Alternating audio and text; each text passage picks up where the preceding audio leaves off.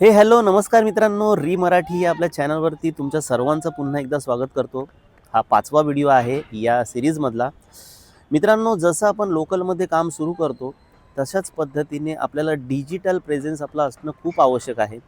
कारण आता दुनिया डिजिटलची झालेली आहे. प्रत्येक ग्राहकाच्या हातामध्ये मोबाईल आहे. तो सर्रास स्क्रोल करत असतो. कुठे काय प्रॉपर्टी आहे, कुठे काय भेटतंय. तर 3 महत्त्वाच्या गोष्टी आज करा, की सर्वात महत्त्वाचं तुमचा जर चॅनल असेल, यूट्यूब चॅनल असेल तर तो ओपन करा, नसेल तर तो ओपन करा.